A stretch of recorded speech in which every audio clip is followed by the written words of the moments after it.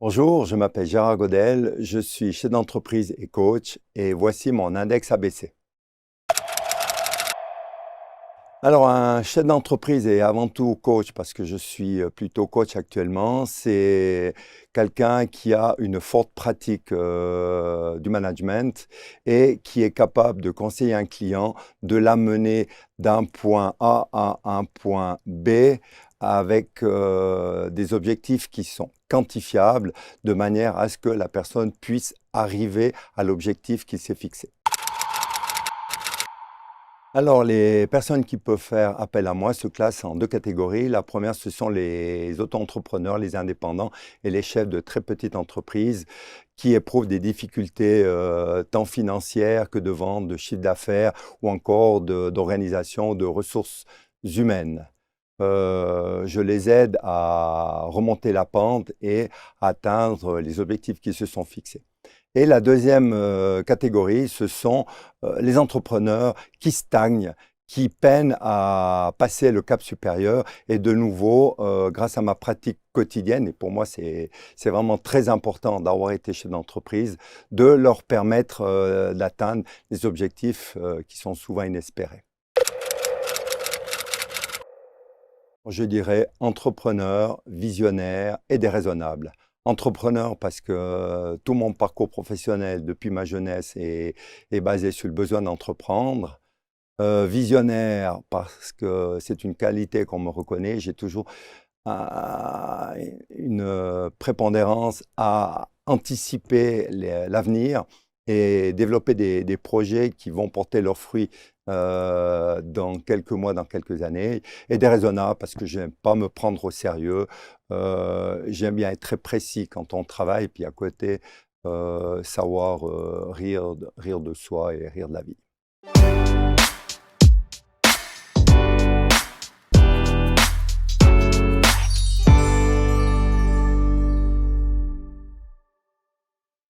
Merci d'être avec nous pour ce nouveau profil index, ce nouveau portrait. Et la spécificité de l'index ABC, c'est justement de varier les plaisirs, si je puis dire, avec là encore des personnalités complètement différentes. Et cette fois-ci, nous allons aller au cœur de l'entreprise, au cœur de vos entreprises. Vous êtes très nombreux en tant qu'auto-entrepreneurs, TPE, PME.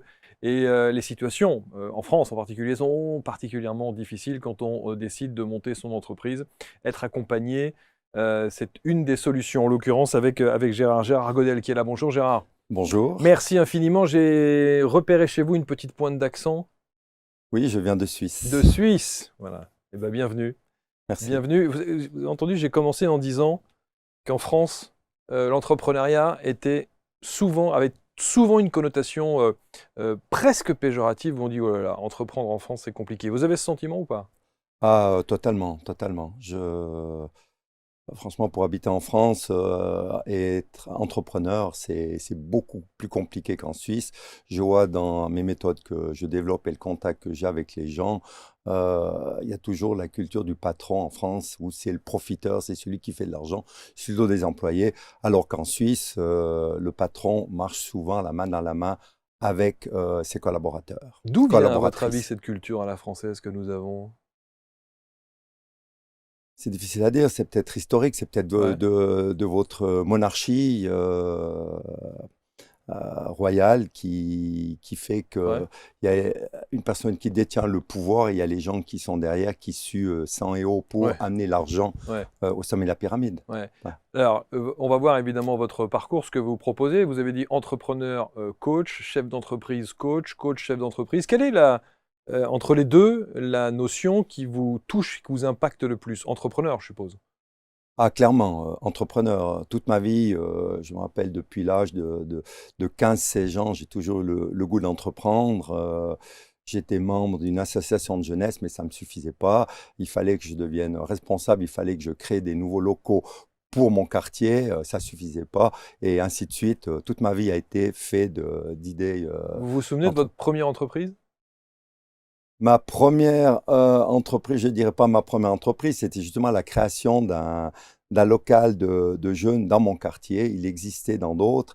Et à 16 ans, il fallait aller convaincre le maire de la ville, la municipalité, Ouais. d'investir dans ce local. Et c'était pas de mal sa fesse. Bon. On va voir, Gérard, de quelle manière vous pouvez accompagner ceux et celles qui vous regardent. D'abord, Mm. vous vous adressez à qui? Alors, je m'adresse principalement à des chefs d'entreprise qui ont déjà créé leur entreprise. Et comme j'ai dit, je l'ai dit dans l'index, il y a deux types d'entrepreneurs. Il y a ceux qui ont lancé l'entreprise, puis malgré le sentiment d'avoir bossé très fort, n'arrivent pas à donner le tour. Ils éprouvent des difficultés d'ordre financier, d'ordre organisationnel. Ouais. Donc, pour moi, je les aide à rebooster. Et la deuxième, c'est les gens qui ont réussi, mais qui stagnent, qui aimeraient passer la vitesse supérieure ou un palier supérieur et qui auraient besoin d'un œil extérieur. Votre expertise ne s'adresse pas à des gens qui veulent démarrer? Alors, c'est sous-jacent dans le sens où la méthode que j'ai créée, on en parlera peut-être tout Ouais. à l'heure, je dis un peu le couteau suisse. Alors, peut-être qu'un entrepreneur qui s'adresse à moi, qui achète ma méthode, va peut-être pas commettre toutes les conneries que j'ai Que commis vous avez ou que commis, ouais. d'autres ont commis. Oui, Ouais, c'est peut-être un... ouais. Parce que c'est ça votre légitimité, je trouve, dans votre parcours. Et quand on regarde votre fiche de production, on se rend compte, et on va parler de votre histoire, parce que c'est toujours intéressant de voir d'où vous venez et quelle légitimité, pardon, mais vous pouvez avoir dans cet accompagnement que vous préconisez. Et c'est toujours intéressant de voir ça, parce qu'on peut se dire, voilà, parler avec des chefs d'entreprise, essayer de voir quelle est la difficulté, quelles sont les difficultés qu'ils rencontrent. Pourquoi vous, plus qu'un autre? Parce que vous vous êtes planté. Absolument. Et vous avez l'honnêteté de le dire. Disons que je m'en serais bien passé, mais Oui, c'est vrai oui. que la vie est pas linéaire. Et depuis tout le temps, quand j'ai commencé mes études, j'avais cette envie de créer mon entreprise une fois. Donc, je me suis formé, j'ai suivi un cursus très loin, très long, qui a été abouti avec un master en quality management. Par la suite, ben, j'ai créé ma première entreprise Dans et quel domaine? dans le domaine de l'intérim, Ok. voilà, après avoir été membre de la direction suisse d'un grand groupe d'intérim international. Et malgré mes compétences, malgré mon cursus, je dirais, théorique, Ouais. euh, je me suis planté. Pourquoi? Parce que, et c'est justement la raison pour laquelle je suis là aujourd'hui, Bien j'ai sûr. voulu faire tout seul. Je me suis embarqué sur ce navire, Ouais. malheureusement, enfin sur ce bateau. Ce bateau s'est éclafé sur les rochers et ça a été une expérience extrêmement dure à vivre. Ouais. Ma famille a un petit peu été ébranlée aussi, Mm. mes finances aussi. Et voilà, j'ai dû travailler d'arrache-pied pour essayer de m'en sortir. Ouais, vous avez laissé des plumes, quoi. Ouais. Ah, j'ai laissé plus que des plumes. Des fois, j'ai même laissé ma peau. Ah ouais. Ouais. Oui, j'ai perdu énormément d'argent D'argent, parce hein. que Ouais. Mm. je n'ai pas voulu m'entourer de coachs. Et je me suis dit, dans cette tempête Mm. financière, que si un jour je retrouvais la lumière, eh ben, j'essaierais d'être la lumière Que vous n'avez pas eu. que je n'ai pas eu. Vous dites, c'est intéressant, je n'ai pas voulu m'entourer de coach, ou vous n'avez pas su vous entourer de coach. Parce que on a l'impression qu'on est toujours plus intelligent quand on est seul. Je le dis aujourd'hui, la plupart des grands de ce monde qui ont réussi, des Richard Branson, des Elon Musk, etc., ont des coachs sur lesquels ils s'appuient pour réussir. Tandis que ce qui m'étonne toujours, c'est que nous, petits entrepreneurs qui n'avons pas leur niveau de compétence, leur niveau d'études, nous, on pense être capable de faire tout seul. On est spécialiste dans le mécanique, on est spécialiste dans le BTP, mais en plus de ça, on devrait être spécialiste en marketing, en finance, en ressources humaines, en management. On ne peut pas, humainement, on ne peut pas tout faire. Bien sûr qu'il y a des gens qui réussissent, mais je parle surtout des gens qui ont des entreprises qui gèrent du personnel. Et donc vous n'aviez pas, à l'époque, fait cette démarche-là pour aller rechercher les personnes susceptibles de vous aider? Parce que au départ, quand vous créez votre entreprise et quand elle est en phase de navigation, ok, mais quand vous voyez que les choses commencent à décliner, vous vous dites pas à ce moment-là, il faudrait peut-être que je m'entoure et que je trouve les bonnes personnes pour redresser la barre? Ben, j'ai commis la même erreur que Que beaucoup. mes coachés aujourd'hui le font. Ouais. Il y a la fierté de vouloir réussir tout Ah, seul. l'ego. L'ego, Voilà. l'ego. Je n'ai pas de peine à le dire. Ouais. L'ego. Ouais. Et puis ensuite, l'impression qu'un coach, ça coûte de l'argent. Alors que je me rends compte, et c'est le message que j'essaie de faire passer aux gens, un coach, en principe, si c'est un bon coach, et je vous expliquerai ma définition du coach, c'est un investissement et pas un coût. Clairement. Et cet investissement-là, par définition, comme tous les investissements, est censé vous rapporter le double, le triple, voire plus. Voilà, c'est toujours difficile de quantifier, mais j'essaie de fixer des objectifs à mes clients. Ouais. Quand je rencontre un nouveau client, on se fixe un objectif. J'aime bien que cet objectif soit quantifiable Ouais. et ensuite développer une stratégie pour atteindre cet objectif. Alors, quelle est votre définition du coach? Alors pour moi, un coach, c'est avant tout un chef d'entreprise, comme je l'ai été, qui a eu des hauts et des bas, comme je vous l'ai dit. Aujourd'hui, ce qui fait ma force, c'est mes victoires, c'est mes blessures, c'est mon expérience qui fait que j'ai l'impression d'être beaucoup plus crédible. Ouais. En tout cas, c'est ce que me disent les entrepreneurs que j'aide. Alors, c'est drôle parce que vous parlez au passé en disant ce chef d'entreprise que j'ai été, vous l'êtes toujours. Oui, bien sûr, je le suis toujours. Bon, j'ai eu mon entreprise d'intérim que j'ai vendue parce que je voulais me consacrer plus à aider mon coaching. Mon but, c'est pas vraiment développer une notoriété, c'est vraiment d'aider. J'ai passé par des véritables galères et quand on est patron, on est vraiment seul. Et j'aimerais quand même être un petit peu cette lumière, ce phare qui peut permettre à ces gens de relever la tête. Et puis, d'abord, de retrouver une santé financière, mais surtout, la deuxième chose, moi, je parle de plaisir du travail et de bien-être. Ça, pour moi, ce sont des points importants. Mais à côté de ça, je continue. J'ai encore une entreprise active dans la construction et je suis administrateur de deux restaurants qui marchent relativement bien. Bon, on mange bien en Suisse, ça c'est sûr. À part le chocolat, on mange très très bien. Absolument. Bon, alors, quelle est votre méthode?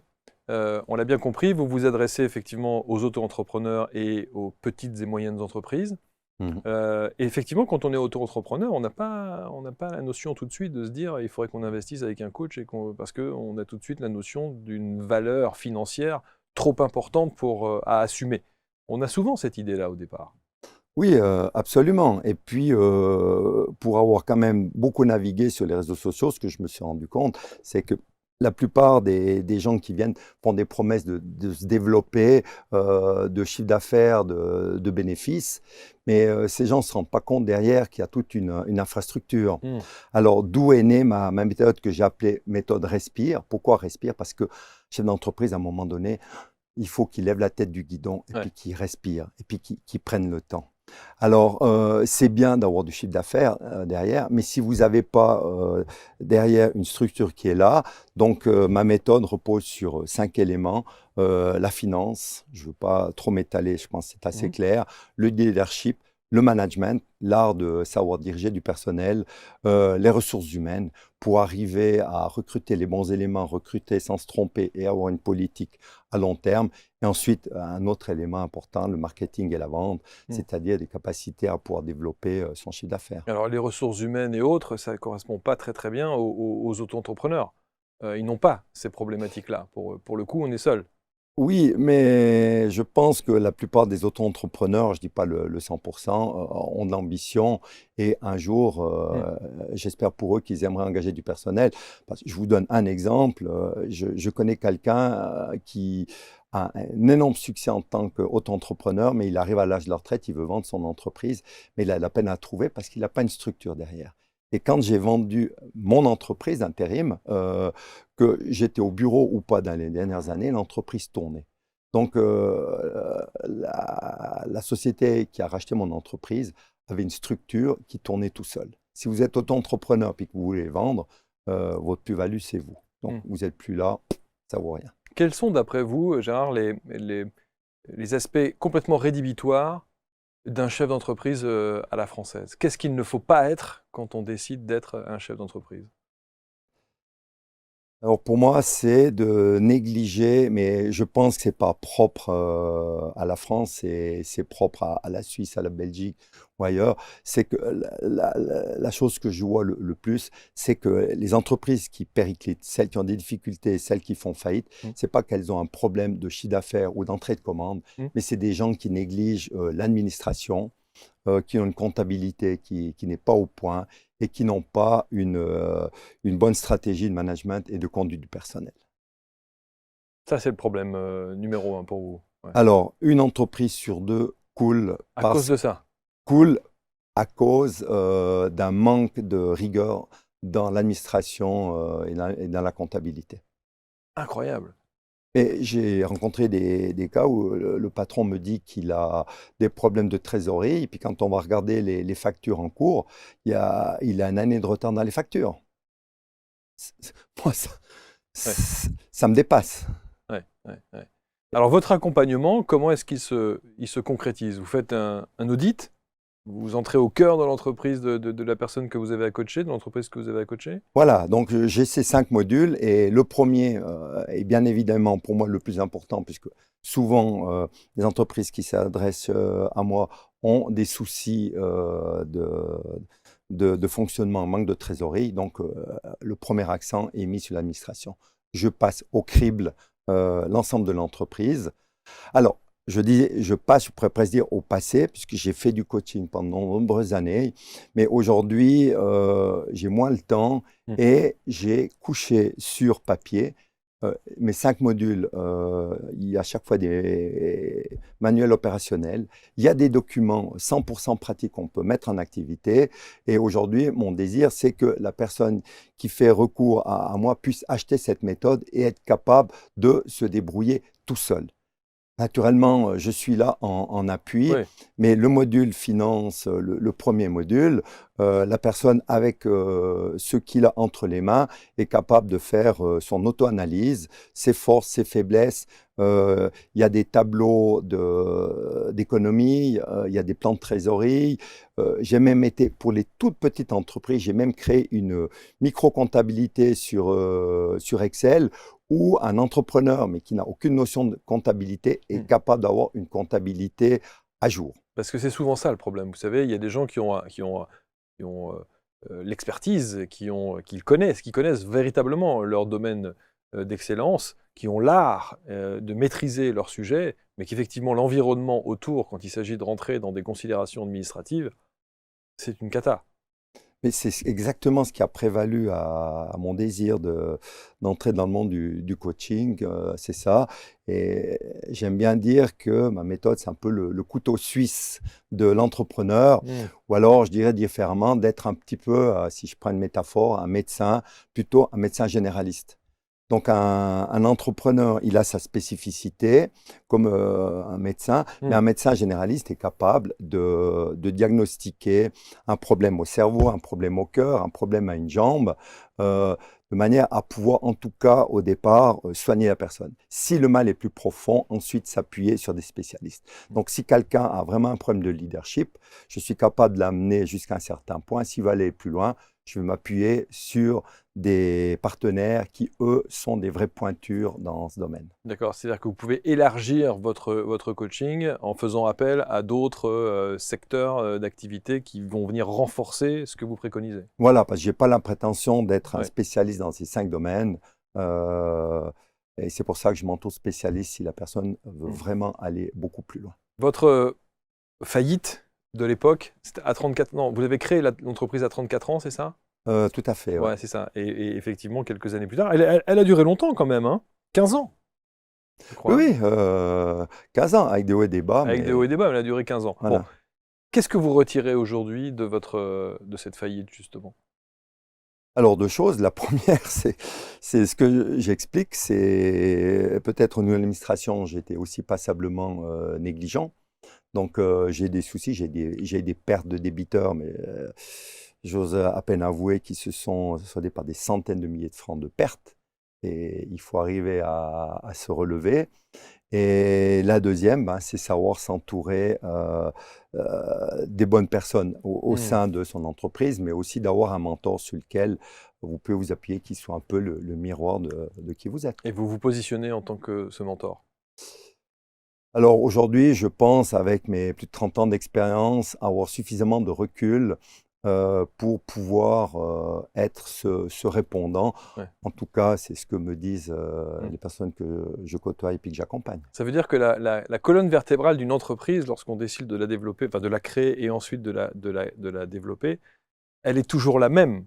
C'est-à-dire la base, il y a une base essentielle à connaître, celle que vous allez enseigner. Absolument, ouais. Et ensuite, effectivement, on développe en fonction de ce que l'on ressent, ce que l'on a envie de faire et de l'expertise qu'on a. Absolument. Et c'est ce que je reproche souvent quand je regarde un petit peu sur les réseaux sociaux, ces gens qui veulent booster ou demander aux gens de se mettre à leur compte, c'est qu'ils ne donnent que l'aspect gain d'argent, Oui. développement, devenez riche.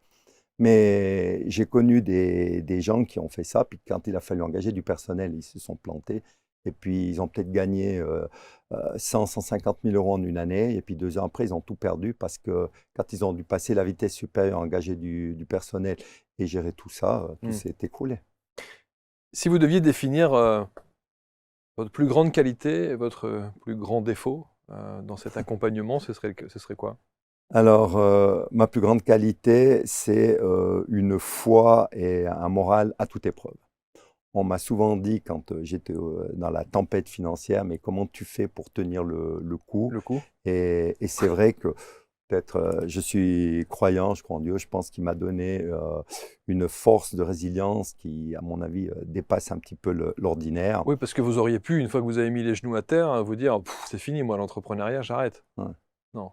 Non, et là, j'avais fait appel à un ami pour pouvoir m'aider à rebondir. Et je me rappelle, je sortais de la séance chez le juge, je déposais le bilan et je parlais de ma nouvelle entreprise. Et il m'arrête, il me regarde, mais il me dit, mais c'est quand même extraordinaire. Tu viens de déposer le bilan de ton entreprise, je te pensais accabler, et non, tu as déjà ton esprit Ouais. pour la suite de savoir comment tu allais faire. Voilà. Voilà, ça c'est peut-être ma principale qualité. Et puis, ben, le défaut de cette qualité, Ouais. c'est qu'on prend des fois des décisions un petit peu trop hâtives. Et ça m'a coûté aussi beaucoup d'énergie et d'argent. Et aujourd'hui, je me suis assagi. Il y a une notion dans l'entrepreneuriat, et ça me parle beaucoup évidemment parce qu'au sein de l'index et de la chaîne ABC Talk TV, on est en plein dans ce questionnement-là. On dit souvent, et tous les coachs le disent, même les coachs des coachs, que vous citez d'ailleurs dans votre fiche, je pense les Franck Nicolas et tous ces gens qui vous David ont, Lefrançois. David Lefrançois, etc., ils disent souvent ne rien lâcher. Ne lâchez rien, et on y va step by step, mais ne lâchez rien. Et la question que je me pose, moi, en tant que chef d'entreprise, c'est à quel moment on se rend compte que c'est bon de ne rien lâcher, mais qu'il faudrait peut-être quand même se rendre à l'évidence qu'on va dans le mur. Et que, vous voyez ce que je veux dire? La nuance qu'il peut y avoir entre cette frontière très fragile et très mince du ne rien lâcher, certes, mais à quel moment on se rend compte qu'on n'est pas dans la bonne direction quand même? Alors, effectivement, moi, je nuancerai ces propos en disant il ne faut rien lâcher. Je pense que quand on a un objectif, il ne faut rien lâcher, il faut se battre pour son objectif. Mais je pense qu'à un moment donné, si on voit qu'on n'arrive pas à l'atteindre, si on s'est fixé un objectif financier, on lance une entreprise, et puis on veut atteindre l'équilibre en une année, et puis qu'au bout de cette année, on perd de l'argent, et puis chaque mois qui passe, malgré les aides et tout, on se rend compte qu'on n'y arrive pas, à ce moment-là, il faut lâcher. Il ne faut pas non plus s'enfoncer. Donc, il faut se fixer des limites. Il faut être ambitieux. Mais si on n'arrive pas, en tout cas, à la limite inférieure de ce qu'on s'est fixé, là, il faut lâcher prise parce que vous allez perdre du temps, de l'argent, de l'énergie. Et de la santé. Et la santé. Ah oui, Ouais. parlons-en de la santé. Vous voulez en parler? Ben, je pense que pour moi, c'est le moteur principal et ça a été aussi une découverte depuis que je suis coach, parce que à la fois aussi que je me forme, puis je me suis rendu compte que la santé est dans mes modules, c'est un élément important de manger sainement et de faire du sport. Et mon défi, parce que c'est facile de dire, allez, il faut faire une demi-heure de sport tous les jours, il faut manger. Alors, toute ma problématique, c'est d'arriver à ce que, quand je dis à la personne, à trouver les idées, les métaphores, pour que je dis, il faut faire une demi-heure de marche, que la personne le fasse. On le sait qu'on doit faire une demi-heure, mais on ne le fait pas. Pourquoi? Vrai. Alors, c'est de rentrer dans la tête de la personne pour qu'il prenne conscience qu'il doit le faire et que c'est un plaisir pour lui et pas une contrainte. Et au départ, pour moi, ça a été une véritable contrainte. Mais avec le temps, si je faisais pas du sport, ça me manquait. Et l'alimentation, ben, je vois la santé, mon dernier check-up, tout était au vert. Ouais, Bah, c'est une belle gratification de savoir que on est dans le bon chemin, même si de ouais, temps en temps, hein, ouais. on est des patrons, on est des humains, puis on aime faire la fête et puis Oui. boire un bon verre. Mais c'est là où, et toujours avec modération, en France, il faut toujours qu'on Absolument, rajoute des avec petites notions modération. derrière qui sont Manger essentielles. 5 Ouais, fruits et légumes par ouais, jour. ouais, exactement. Que personne ne respecte, hein, bien entendu. Bon. Si vous respectez ça? Absolument. Sérieux? Oui, oui, 5 fruits et légumes par jour? tout à fait. Mais non. Disons 6 jours sur 7. Ah ouais, quand même. Ah oui, Ah oui. ouais, ouais. Donc ça veut dire que votre accompagnement, votre coaching, ça va bien au-delà de la stature du chef d'entreprise. Il y a Ah, l'être humain aussi, de manière à part entière. ah, mais totalement. Je dirais que c'est même mon objectif. Que l'entrepreneur réussisse, c'est bien, mais il y a des gens qui ont réussi puis qui sont morts.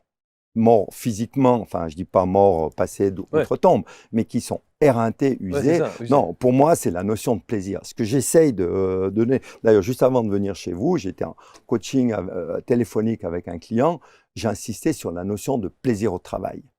Pour moi, ce qui compte, et je l'ai vu, c'est pas le chiffre tout en haut ici qui est important, c'est de faire plus de chiffre d'affaires, c'est celui en bas. Donc, c'est travailler mieux pour gagner plus. Donc, pour moi, la notion de plaisir au travail et la notion d'équilibre entre vie professionnelle et vie familiale est primordiale.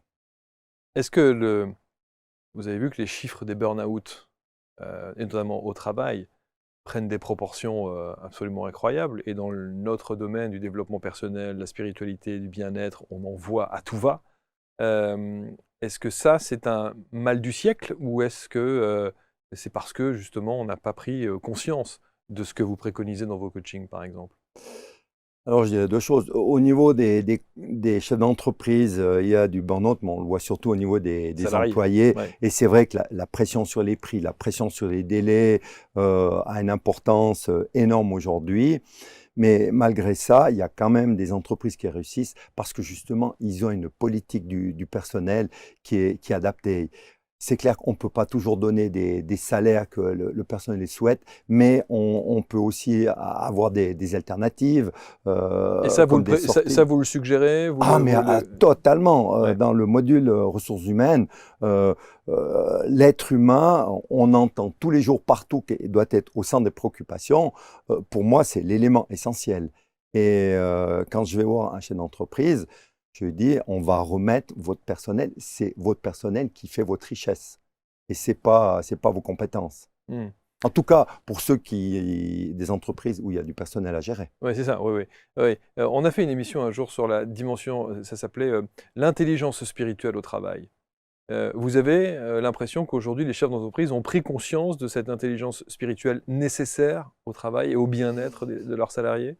Difficile à répondre, puisqu'on en parle, bien sûr, mais c'est toujours la même chose. On parle aussi de l'intelligence émotionnelle, Hmm, mais c'est entre la théorie et la pratique. hmm. Les gens sont conscients, mais après, comme je vous ai dit, les auto-entrepreneurs, les chefs de petites entreprises, le savent, mais après, ils n'ont pas les outils pour le faire. Parce que les grands capitaines d'industrie, il suffit d'engager des psychologues, des Hmm, gens. hmm, hmm, Voilà, hmm. mais même là, des fois, ça ne marche pas. Euh, et c'est là que j'essaie de leur apporter justement ces outils pratico-pratiques pour qu'ils puissent mettre l'intelligence spirituelle, par exemple, Ouais, au cœur de de l'entreprise. l'entreprise. C'est intéressant parce que votre approche est vraiment intéressante parce que au-delà des résultats financiers, au-delà du management, au-delà de tout ce qui fait un chef d'entreprise et donc une entreprise, la dimension de l'humain chez vous, on sent elle est fondamentale. Mais Et du absolument. rapport humain Hein. entre les salariés, la direction, la hiérarchie, etc., ce qui est souvent décrié en France. Ah, alors, mais totalement. En France, voilà, ce que je vois, le patron est toujours mal vu, c'est Ouais. c'est celui qui s'enrichit. Alors que je vous l'ai dit tout à l'heure, en Suisse, les gens travaillent la main dans la main, on négocie des salaires, nous avons des conventions collectives. Au moment où les conventions collectives ont été agréées à la fois par les patrons et les syndicats, on travaille bien. Mais on ne peut pas réussir dans sa vie d'entrepreneur si on n'a pas une équipe solide autour de soi. Et ça s'entretient comme notre physique s'entretient. Et ça s'apprend. Et bien sûr que ça s'apprend. Et vous l'apprenez. Je l'ai appris pour moi et maintenant je l'apprends aux autres? aux autres. Ouais. Est-ce que vous avez le sentiment qu'il fait bon être chef d'entreprise en 2023, année à laquelle on enregistre cette émission? Ah, totalement, totalement. Et je pense que plus on va de l'avant, plus ceux qui auront pu développer leur entreprise vont s'en sortir. Je pense que la vie des employés va devenir de plus en plus difficile. On voit tous les systèmes de contrôle, de contraintes depuis le Covid Mmh. qu'on nous impose. On parle je ne veux pas parler d'un complotisme, mais de puces, etc. Mmh. Je me dis qu'aujourd'hui, il faut qu'on soit maître de son destin et puis qu'on puisse décider soi-même de son salaire. Par exemple, j'ai des petits-enfants et déjà maintenant, l'aîné à 10 ans, c'est encore difficile, mais j'essaie de déjà lui donner cette notion d'entreprendre. D'entreprendre? Absolument. Mais vous pouvez comprendre aussi que c'est pas son truc. Ça peut ne pas être son truc. Ah, alors, pour moi, l'important à l'école, c'est ça. Je ne dis pas que c'est son truc, mais on doit donner à tout le monde la même chance aujourd'hui. Ouais, la possibilité de Et choisir. j'ai découvert l'intelligence émotionnelle avec une des meilleures coachs que j'ai connues en France, que je peux citer, qui s'appelle Lisa Bellinghausen. Mmh. Mais, mais je me dis, mais si on avait appris ça, on apprenait ça aujourd'hui à l'école, l'intelligence émotionnelle, à raisonner par soi-même, et puis à développer des projets par soi-même. Alors, il y aura des gens qui vont s'épanouir, il y en a d'autres qui ne seront jamais faits pour gérer une entreprise, mais on aura à la base donné les mêmes chances à tout le monde. Mmh. Le Vous parliez notamment de la période du Covid, qui a considérablement transformé et l'opinion publique et nos habitudes et nos modes de fonctionnement et peut-être l'un des points positifs, ce serait, de parler du télétravail. Est-ce que c'est une notion, pour vous, importante, efficace au sein d'une entreprise, intelligente? Oui, je dirais qu'il faut pondérer. Il y a une période de télétravail où le personnel était 100% à la maison. Je pense que le télétravail a son utilité, mais je dirais maximum 2, 3 jours par semaine. Parce que quand vous êtes à la maison, il faut déjà une autodiscipline. Mais qu'est-ce qui fait aussi la force d'une entreprise? C'est quand vous vous retrouvez autour de la machine à café et puis que chacun parle de son expérience. C'est là que la créativité vient. C'est quand on a une discussion informelle avec son collègue, comment tu fais? Bah, si vous êtes en télétravail, bah, vous n'avez plus cet environnement. Mmh. Et on a quand même besoin aussi de stimulation autour de nous. Je vois depuis que j'ai cédé mon entreprise, je travaille seul à la maison quand je suis chez client. C'est pas toujours évident. Des fois, j'ai besoin, puis j'appelle un Mmh. partenaire, un copain, pour discuter, pour Mmh. savoir, pour trouver de nouvelles idées. Mmh. En Suisse, les principes justement de télétravail et autres, c'est quelque chose qui est très démocratisé Bah, ou ça pas c'est trop? C'est comme, pareil? comme en France, Comme en France? Ouais. ça s'est développé. Mmh. Avant le Covid, c'était quelque chose d'un petit peu utopique, puis Mmh. aujourd'hui, c'est rentré dans les mœurs. Mmh. Mais il y a des entreprises qui sont venues en arrière, puis qui exigent maintenant minimum 4 jours de présence sur site. Mmh. Moi, je pense qu'il faut pondérer, mais il faut, puisque je mets l'être humain au centre, Mmh. si tous les collaborateurs sont répartis chacun dans leur appartement, il y a plus de cohésion et il y a plus cette dynamique. Qu'est-ce que vous pensez de l'entrepreneuriat en France où il est dit, dans tous les sondages et toutes les statistiques, que les Français travaillent peu, ou en tout cas pas suffisamment? Est-ce que ça est-ce Alors, que pour moi, c'est très facile. Prenez l'exemple de la Suisse. On cite toujours que la Suisse est un pays riche, mais on travaille en moyenne 42 heures par semaine. Et des fois au-delà. Alors, à 35 heures, comment est-ce qu'on va être compétitif entre des entreprises qui travaillent 35 heures par semaine, d'autres qui travaillent 42 heures par semaine? Il y a 5 heures, il y a 7 heures de différence entre les deux. Donc, on ne peut pas être compétitif. Donc, et puis le deuxième point, il faut quand même reconnaître que on a une certaine sagesse et on sait privilégier le bien de tout le monde au profit de son bien personnel. Je pense qu'on doit être un des seuls pays à Mmh. voter, puisque on est consulté régulièrement sur des sujets politiques, à voter des hausses d'impôts. Là, on a voté il y a un peu plus d'une année l'élévation, on en a parlé en France, de l'âge de la retraite. Mmh. Je pense que c'est inimaginable en France quand j'entends les débats aujourd'hui. À quel âge on part en retraite en Suisse? Maintenant, c'est 65 ans, hommes et femmes. Mais parce qu'on se rend compte que on ne peut pas tout avoir. Si on va avoir beaucoup, il faut aussi savoir donner.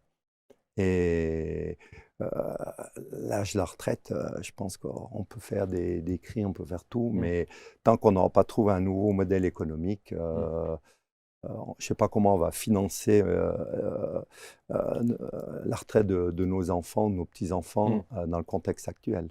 En tout cas, votre accompagnement, on l'a bien compris, pour les petites et les moyennes entreprises, qu'on soit auto-entrepreneur ou déjà installé sur une entreprise qui est déjà conséquente, 5 modules. Absolument. Et ces 5 modules-là, vous les accompagnez spécifiquement avec celui le chef d'entreprise qui... Alors, je dis, dans ma région, je les accompagne physiquement et ensuite, justement, j'ai créé ces modules. Maintenant, on peut acheter ma formation et mon idée, c'est que les personnes soient capables, sur ces 5 modules que je répète, finance, ressources humaines, leadership, management, marketing et vente, qui soient capables de se débrouiller seuls en ayant des bases solides. Merci beaucoup Gérard. Et je vous en Merci, prie, c'est merci passionnant Sébastien. et merci d'avoir également cette petite pointe d'accent qui me rappelle celle de Mike Horn. Tout à fait, qui habite en Suisse, pas loin de chez moi. Qui habite ouais, pas très loin de chez vous. C'est passionnant. Si vous avez envie et je sais que vous êtes très nombreux à vous poser des questions sur l'entrepreneuriat, la manière de développer votre spécificité, votre singularité au travers de votre entreprise en tant qu'auto-entrepreneur ou en ayant une équipe déjà autour de vous avec des salariés. Je connais aussi bien que vous et aussi bien que Gérard, les difficultés que vous rencontrez, que nous rencontrons quotidiennement. Donc, si vous avez envie de rentrer en contact avec Gérard, vous n'hésitez pas. Gérard Godel, coach, chef d'entreprise et sans doute avant tout chef d'entreprise. Absolument. Hein, on est bien d'accord. Hein? Oui. Bon retour en Suisse. Merci. Merci. Et vous pouvez rentrer en contact avec Gérard autour de cette vidéo. Vous avez l'intégralité de ses réseaux et de ses contacts. Prochain portrait index à suivre.